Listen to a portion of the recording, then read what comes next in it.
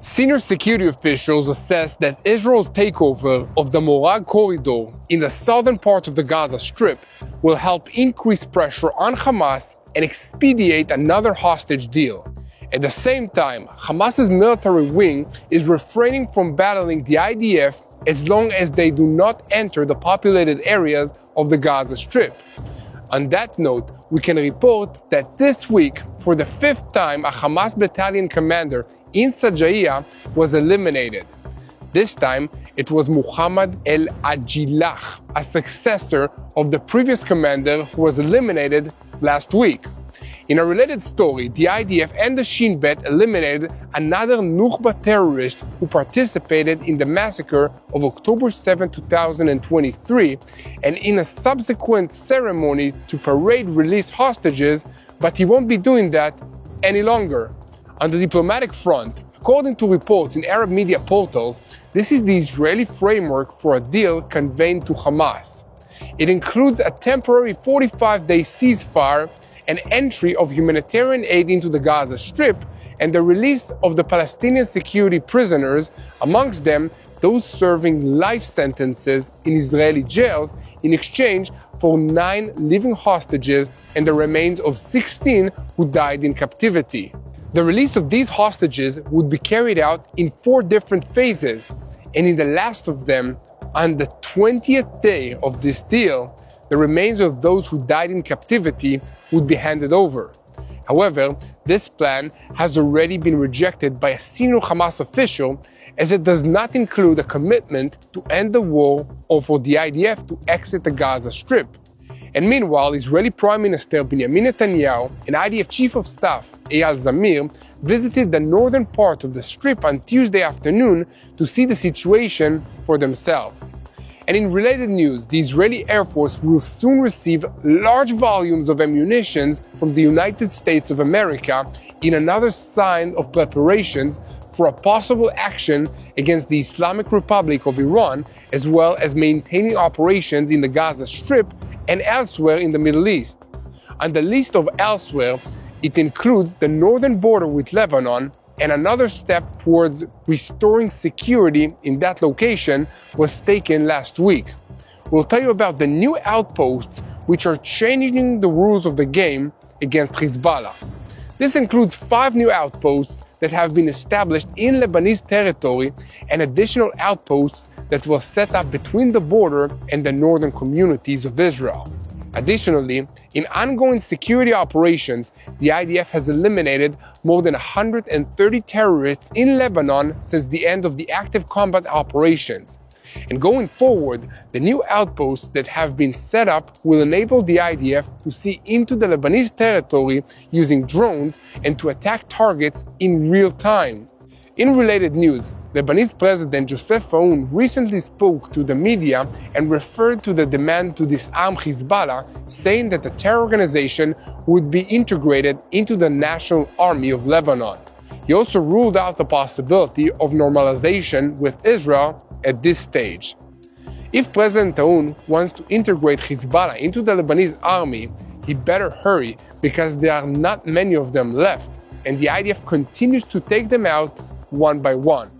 An IDF statement over the last 24 hours gave details of the elimination of yet another squad commander in Hezbollah's special operations in an airstrike on his vehicle in southern Lebanon.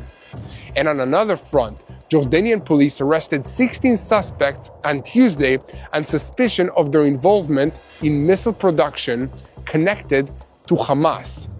So with all of these events in mind, TBN Israel senior Middle East analyst Mati Shoshani will take us behind the scenes of our neighborhood, the Middle East, to answer some serious questions like, is Iran not really a threat?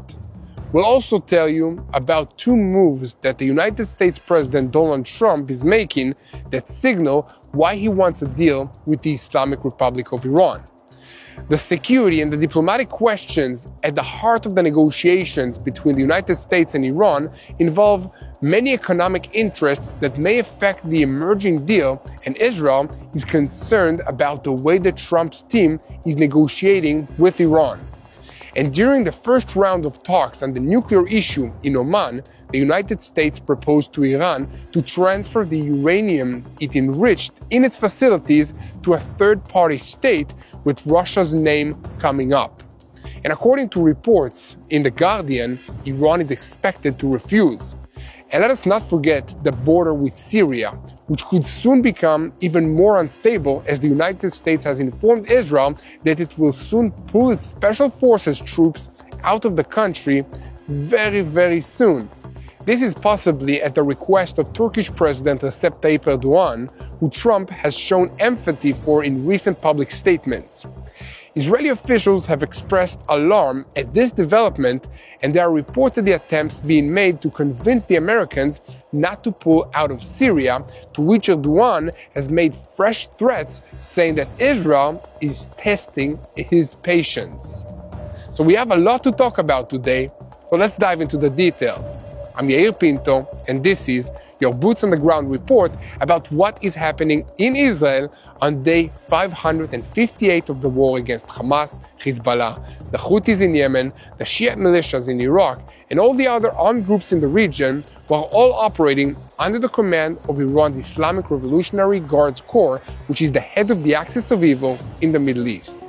And a moment before we begin, I want to remind you that thanks to you, we continue to spread the truth about what's happening in Israel.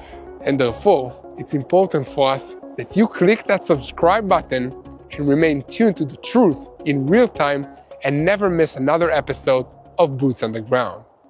And speaking of boots on the ground, we'll start with the activities of the IDF ground forces as they maneuver inside the Gaza Strip. We'll start with the story of a terrorist who participated in the massacre of October 7, 2023, and later took part in a disgusting display at the handover ceremonies of Israeli hostages. His name was Hamza Wael Muhammad Asfa, the head of a Nukhba squad in the Deir el-Balach battalion. In the last 24 hours, it was revealed that 2 weeks ago, a joint operation by the IDF and the Shin Bet resulted in the elimination of this evil man. In a related story, the IDF and the Shin Bet eliminated the commander of Hamas's Sajaiya battalion on Sunday. His name was Muhammad El-Ajlech, and this is the 5th time a commander of the Sajaiya battalion has been taken out of the battlefield, following Khatam Razak Abed El-Karim Sheikh Khalil, the 4th commander of this terrorist unit, who was neutralized a week ago. This was all taking place in the framework of increased military pressure that has been brought to bear on Hamas since the fighting in the Gaza Strip resumed on March 12 in order to create a new reality on the ground and motivate Hamas to agree to discuss the Witkoff framework for releasing the hostages.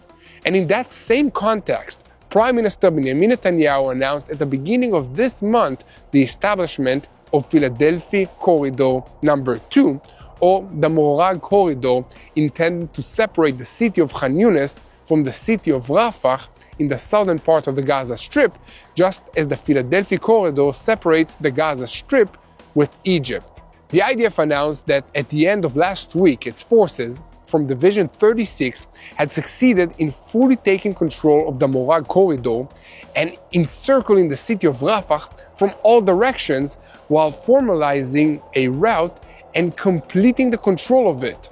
The route stretches from the sea in the west to the Salah el-Adin route in the east, and it reaches the last point on the border between the Gaza Strip and Israeli territory near the former Sufa crossing that Israel crossed in 2008. And military sources say that Israel has taken control of this area, which is about 12 square kilometers in size, in order to sever the city of Rafah, the southern gateway of the Gaza Strip, connected to the Egyptian territory from the rest of the Gaza Strip, especially the city of Khan Yunis, thereby tightening the IDF's operational control of that area. And senior security officials believe that Israel's takeover of the Morag Corridor in the southern part of Gaza will help increase pressure on Hamas and expedite another hostage deal. However, the IDF is operating cautiously in the Gaza Strip in open areas. So far, almost no significant clashes or battles have been recorded in the areas of ground incursion between the IDF and the Hamas and Islamic Jihad forces, who refrain from confronting the IDF troops as long as it does not enter the populated areas. Hamas forces have confirmed that they are currently avoiding direct contacts with the IDF forces, given the slow and gradual advance of the IDF forces, especially in the eastern part of the Gaza Strip. And according to these sources, this is meant to give an opportunity for negotiations and reaching an agreement on another stage of releasing hostages. And meanwhile, the IDF forces, primarily using artillery and aerial bombings, had managed to turn the Morag route into a fact on the ground, fully controlled by IDF forces. Moving on to a closer look at the negotiating process, here is the text of the Israeli proposal that was conveyed to Hamas. 120 Palestinian security prisoners serving life sentences inside Israeli jails, alongside hundreds of additional prisoners, will be released in exchange for 10 living hostages. Arab media portals have reported that the Israeli proposal also includes a 45-day ceasefire, the release of Idan Alexander on the first day alongside 3 more stages, and the start of negotiations on ending the war and disarmament of the Gaza Strip. A security official was quoted in these reports saying that at this point the gap is still very large, while a senior Hamas official said this is a surrender agreement. Be that as it may, Arab media portals reported on Monday that they obtained details of the new Israeli proposal, which was officially conveyed yesterday evening by Egypt to Hamas. The terror organization confirmed that it is examining it with high national responsibility. It also added that it intends to submit its answers as soon as possible, immediately after completing the required consultations. And according to the Arab networks, the document that was passed states, amongst other things, that the Gaza Strip will be demilitarized and that Hamas will release the hostage Idan Alexander on the first day as a special gesture to the United States of America. The proposal, according to various reports, presents a temporary 45-day ceasefire framework, including cessation of military activities, entry of aid, and release of hostages in exchange for Palestinian prisoners. On the second day of the ceasefire, it said that Hamas will release 5 living hostages in exchange for 66 prisoners serving life sentences and 611 prisoners from the Gaza Strip. However, there will be a change from the past procedures. According to the Israeli document, the hostages will be released without parades and ceremonies. And also, the proposal sets a mutually agreed mechanism ensuring that the humanitarian aid brought into the Gaza Strip will go only to civilians and will not be hijacked by terrorists. And after the release of 5 hostages, aid and equipment needed by displaced persons will be brought in, and the IDF will begin redeployment of its forces in the Rafah area in the north of the Gaza Strip. However, on Tuesday evening, the British BBC reported, citing a senior Palestinian source, that Hamas rejected the new Israeli proposal for a 6-week ceasefire, during which 10 living hostages and the remains of 16 hostages who died in captivity would be released, although no response has been received from Israel yet. According to a Palestinian source, the Israeli plan does not commit to ending the war or withdrawing Israeli forces from the Gaza Strip, and those are Hamas's central demands. And beyond that, the senior Palestinian official complained to the BBC that Israeli proposal explicitly called for dismantling Hamas's weapons without any commitment to ending the war or withdrawing from the Gaza Strip. He accused Israel of buying time, claiming it only wants to retrieve the hostages while continuing the fighting. Recall that Israel in recent weeks has been applying heavy military pressure on Hamas in an attempt to force it to agree to release more hostages without committing to ending the war. So amongst other things, the forces have taken over more and more territory, and Hamas targets are bombed on a daily basis, harming the terror organization and its structure. In addition, the supply of humanitarian aid into the Gaza Strip has been halted. And meanwhile, Prime Minister of Israel, Benjamin Netanyahu, visited the northern part of the Gaza Strip today to get a closer look at what's going on in that location. And speaking of what's going on, a massive new shipment of ammunition from the Israeli Air Force is headed here from the United States of America. The shipment reportedly includes over 3,000 separate munitions, which will be relevant to Israel's continued air campaign in the Gaza Strip, as well as preparations for a possible strike on Iran's nuclear weapons program. The Trump administration recently approved the shipment, which will enable improving the Air Force's readiness level for a wide-scale operation in the Gaza Strip planned by the Southern Command. In the months ahead, the IDF is expected to receive more than 10,000 additional aerial munitions to fill inventories following the prolonged multi-front fighting over the past year and a half in the border with Lebanon, with Syria, with the Gaza Strip, and against the Houthis. This is in addition to the shipment of heavy munitions that Israel already purchased from the United States of America last year. President Biden's administration froze some shipment of ammunition from the U.S., and Donald Trump canceled the freeze in recent weeks. In February, the United States referred to those munitions and announced that it had approved selling guided munitions, bombs, and related equipment to Israel at a total amount of $7.41 billion. The Pentagon's Defense Security Cooperation Agency announced that it had forwarded the required authorization to Congress for the deal, which are intended to maintain Israel's ability to defend itself.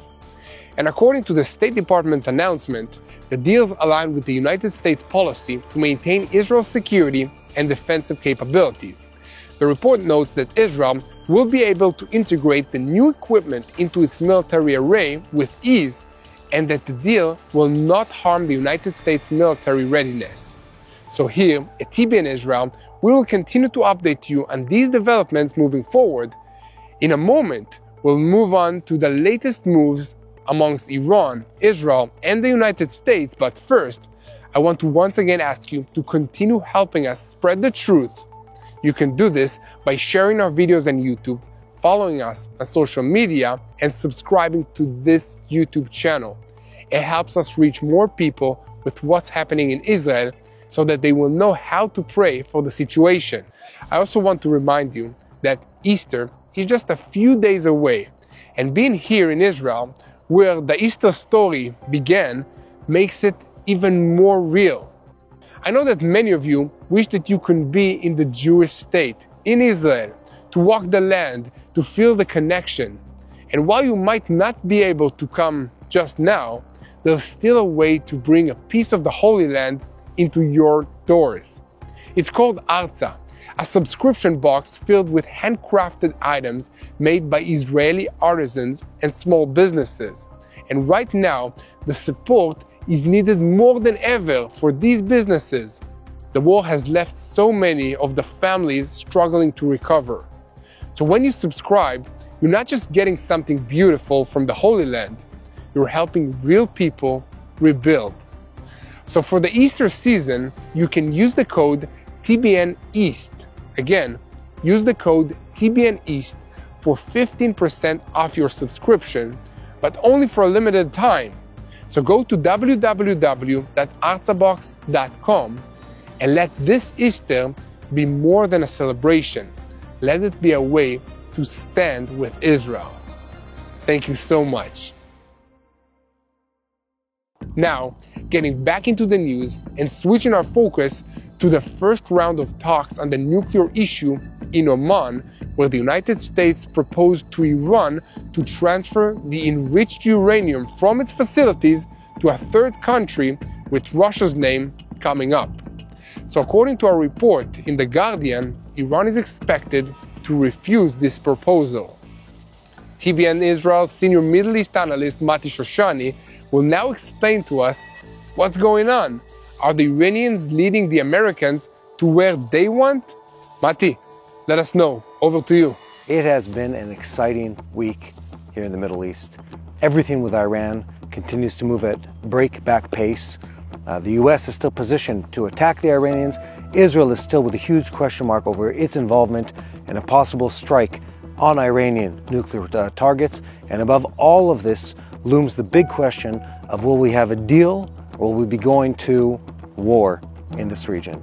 So let's try to break down everything that's been happening in recent weeks, let's say specifically the last week. First of all, we have direct communication between the Iranians and the U.S., something that didn't exist before.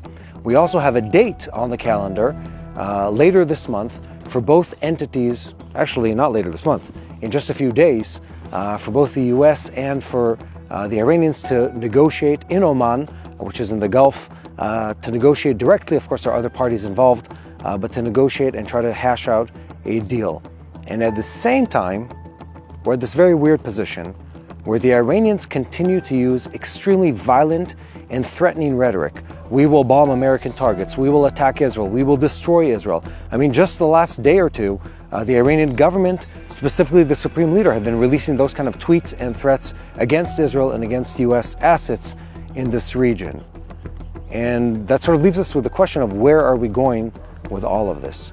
I think the big player to sort of analyze and understand here is the American government. President Trump has been pushing very, very hard for a deal that is different than what existed in the past. A deal that pushes Iran to give up its nuclear capabilities on a military perspective, to scale back what they've been doing for recent years, and to come to the table with the willingness to engage with the international community in a positive way. But there's a big but in this entire equation. And that but is the question of, will they actually give up their nuclear capabilities? You see, we've been down this route before. The Iranians have been part of multiple international treaties with various acronyms, all of which led to the some of them still having, not all, but much of their nuclear military capabilities in process. They've been slowed down, they've been stalled, but it never fully stopped them in the way that they should have been stopped in the past. And that leaves us with a big question of this current round of negotiations. This current round of negotiations is supposed to be different. It's supposed to pressure the Iranians, and it has to a great degree. The threat of sanctions, the threat of military action has been greater, more severe, and more dramatic than ever before. And yet, if the U.S. rushes to an agreement with the Iranians and it doesn't fully seal the deal when it comes to removing all possible nuclear capabilities going years into the future, not just 6 months into the future, we will have a problem. And that's something that people in Jerusalem, in our Prime Minister's office, in our Defense Minister's office, are looking at with great and grave concern. They look at this chain of events and they say, we don't want to repeat what we've seen before. We don't want to enter into a negotiation where the Iranians sort of willy-nilly their way out or figure way out of actually being stopped, slowed down, pressed to give up their nuclear capabilities, and we might find ourselves in 3 years, 5 years, maybe even less than that, back to the exact same spot, but having missed the window of opportunity that we have today for a full strike on the Iranians. And that's a problem. That's something we're deeply, deeply concerned about here in Israel. And not just the Israeli government is concerned about this. Also, multiple European countries, the British, the French, the Germans are on the top of that list. Countries that in the past have been involved in the mediation, in the negotiation to prevent the Iranian nuclear bomb push. All these countries are deeply concerned about there being an option of Iran pushing for a bomb after the agreement is signed. And that leaves us in a very tricky situation. It's good for us to have an agreement. It would be very, very positive if the U.S. is able to push the Iranians to the wall to reach an agreement where they both agree and also carry out a dismantlement of their nuclear military program. And at the same time, we have to be very, very careful to make sure that the Iranians don't use this opportunity to go back to the race to the bomb in 12 months' time, 18 months' time, when Trump is out of office. And that is a very valid concern because they've done this in the past repeatedly. This is part of the way they operate on a regular basis. And that leaves Israel isolated. It leaves Israel isolated because Israel can't live with an Iranian nuclear bomb threat. We're at this unique window of time where there is maximum military pressure on the Iranians. They have been weakened. Their doctrine of ring of fire around Israel has been dramatically compromised. They've lost the Hamas, Hezbollah, and much of the Houthi influence in this region, and their ability to threaten Israel by second or third parties is diminished. So now is the time, more than ever, where Israel would be able to strike within Iran if it needed to do so. And if the U.S. pushes for an agreement, and Israel sees that that agreement isn't actually going to cancel out the program, and the Iranians have once again weaseled their way out of a proper dismantlement of their program, Israel might be forced to attack even against the Council and against the advice of the U.S.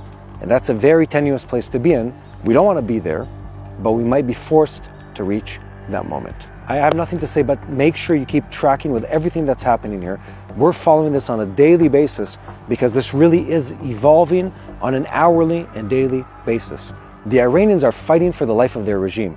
They want to make sure that when this is over, they appear to be victorious. They appear to have maintained their power and their ability to push for a bomb in the future, and to make sure that the Iranian revolutionary government isn't weakened against its public. Because the Iranian public is no less opposed to their government than the Israeli or the American one is. And that's something you have to keep in mind.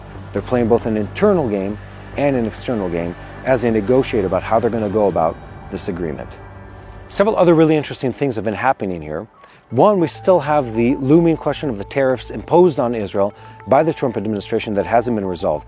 I'll remind you that Prime Minister Netanyahu traveled to Washington just last week, and he had a positive meeting with President Trump, but it wasn't conclusive with the question of whether or not we will have the tariffs removed, reduced, or postponed. We still don't know what the outcome of that is going to be, and that's something that the Israeli exporters, and again, we're an export-based economy, everyone here is looking at that carefully, trying to figure out what the next step will be, hoping that we are able to maneuver ourselves out of the tariffs that would be imposed on Israel, because that would be detrimental to our economy. Much of our export goes to the U.S., much of it is tech-based. Even a 10% tariff would be incredibly substantial in hurting our economy.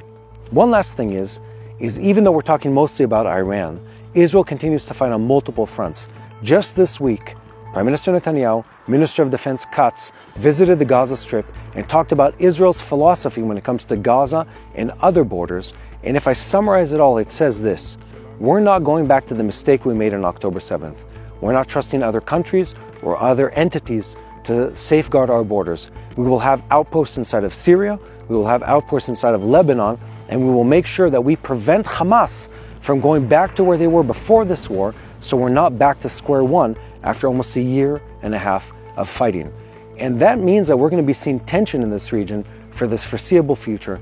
And at the same time, we've learned the lesson in Israel. The only way to protect our borders, the only way to be strong as a country, is to show strength and to protect ourselves on our own. It's good to have friends like the Americans and many others who've helped us during this war, but in the end, it comes down to boots on the ground here on the borders with Syria, with Lebanon, with Hamas, of course, inside the Gaza Strip, and fighting actively against the threat of the Iranian government.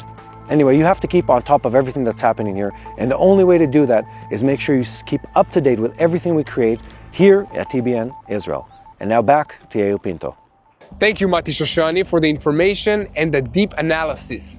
I would like to take a moment to ask all of you to do me a personal favor and help get this video circulated as widely as possible, so my reporting and Mati's, all the analysis that we bring to you from Israel, can be seen and heard as widely as possible. You can do this by sharing this video on YouTube, clicking the like, subscribing, clicking the bell button, and just telling your friends to watch TBN Israel. It really helps us reach more people around the world with what's happening in Israel. Our vision is to share the truth and encourage people to pray for the peace of Jerusalem. Now, back to the news, and we're switching our focus once again to the northern arena.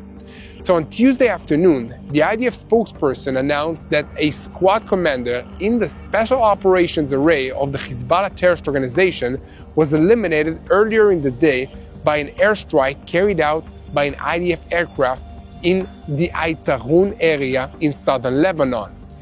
The assassination comes against the backdrop of Hezbollah's efforts to reestablish itself in the villages near the border in southern Lebanon under the guise of aid organizations, which is contrary to the seemingly positive messages that the terrorist organization is spreading towards the country's leadership.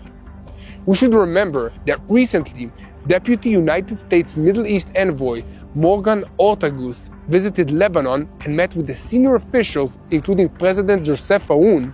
After the visit, the Lebanese foreign minister revealed that the American envoy conveyed the message that there would be no international assistance or economic rehabilitation without the state fully taking control of weapons from the north and the south of the Litani River, meaning that Hezbollah will not be in control of weapons any longer. And in related news, almost 5 months after the beginning of the ceasefire on the northern border, the IDF has completed a significant strategic move that is changing the balance of power in the region. 5 new outposts have been established in the Lebanese territory itself, and several additional outposts have been set up between the border and the northern communities. This is a dramatic change in the approach to defending Israel's home front. And additionally, since the official end of the major combat operations in Lebanon, the IDF has eliminated more than 130 terrorists in Lebanon who violated the ceasefire terms. The message is clear. This time, the rules have changed. And meanwhile, Lebanese President Joseph Aoun spoke on Tuesday with the Qatari newspaper El Arabi El Jazdid and referred to the demands of the United States and Israel to disarm Hezbollah, saying that the terrorist organization would be integrated into the Lebanese army. He stated that the decision was made that only the state will hold weapons, but that it will be carried out through dialogue with Hezbollah. And according to Aoun, that emphasized to the American envoy who recently visited Lebanon the need to maintain international stability in the country and avoid sliding into a civil war. And in light of that, he outlined his plan to integrate Hezbollah into the Lebanese army. The president, who served in his last position as the Lebanese Army Chief of Staff, claimed that this integration will be done in such a way that the terror organization will not function as an independent and separate unit within the army. He also addressed the issue of relations with Israel, saying there would be no peace negotiations between the two countries. So here, at TBN Israel, we will continue to report on every development on the matter, and we ask you to keep spreading the truth, share, and follow us. And most importantly, don't forget to press that subscribe button and help us reach more people with the truth. Now, keeping our focus on the northern arena, American security officials informed Israel's defense establishment this week that within 2 months, the United States military will begin a gradual withdrawal of forces from Syria. Israel has so far tried to prevent this, but has now been informed that the efforts have failed. Even so, the defense establishment is not giving up and is still applying pressure on Washington. President Donald Trump's intention to withdraw the forces is not a complete surprise. Even during his first administration, he declared his intention to pull American soldiers out of the region, and specifically Syria. The Pentagon has been preparing for this redeployment of its assets out of Syria for many months now. Now, they are preparing in Washington to move to the practical stage with continuous updates to colleagues in Israel. In discussions between the sides, Israeli representatives expressed grave concerns over the implications of this move. And a senior Israeli official said that he estimates that the departure, if it happens, will be partial, and expressed concerns over what it would mean for the balance of power in the region, especially in regards to Turkey, which is openly working to increase its control in Syria following the fall of the Bashar al-Assad regime. Currently, American Special Forces teams are deployed in several strategic areas in eastern and northern Syria to push back against terrorist groups based in the region, but also serving as a stabilizing factor in this area.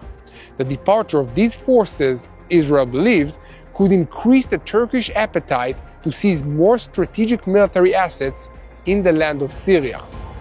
On Tuesday, Erdogan made a speech in which he declared, amongst other things, that developments in the Middle East are important to our country, our security, and our economy. Anyone trying to undermine stability in Syria will find us standing alongside the Syrian government. We will not allow the partition of Syria or a return to what it was before the fall of the Assad regime on December 8 of 2024. Anyone who seeks to stir up conflicts in Syria will find themselves facing us. Some elements are testing Turkey's patience. In case you missed it, this last part was meant to refer to us, Israel. For its part, Israel has communicated to both Ankara and Washington that a permanent Turkish presence in bases like Tadmor and T4 crosses a red line that could directly harm the IDF's freedom of action in the northern arena. At a meeting last week in Azerbaijan between Israeli and Turkish representatives, it was made clear that Israel sees the new Syrian government as responsible for everything done in those territories and that its actions will have consequences, including a military action. So both sides expressed interest in lowering tensions and began talks to establish a coordination mechanism similar to the Israeli-Russian model that regulated the Air Force's activities in Syria. Erdogan, for his part, continued to threaten even 2 days after those talks in Azerbaijan, pointing an accusing finger at Israel. In a speech he gave, he again called Israel a terror state, claiming that it is trying to blow up the revolution in which the Assad regime was toppled and allegedly sowed division among the different sects in Syria, and warned whoever wants to cause the Syrian people pain again must prepare to pay the price. So here, at TBN Israel, we will continue to report on every development in the Middle East and on every action of God in the Holy Land. And we want to invite you to keep spreading the truth, share, and follow us. And most importantly, I call on you to pray. Pray for the situation by praying for the hostages. Pray that they will be returned to their loved ones in Israel. Pray for those who are defending our country and this region, Israel, the IDF, and our allies. Pray for all those soldiers that are risking their lives for our freedom. And most importantly, unite in prayer for the peace of Jerusalem, and together we will win this war because God is on our side. Hello, this is Mati here in Jerusalem with TBN Israel. This is Yair Pinto from TBN Israel here in Jerusalem. TBN Israel is keeping viewers informed with Israel-focused news, culture, and what God is doing in this land. Support TBN Israel today online at tbn.org/Israel. Thank you.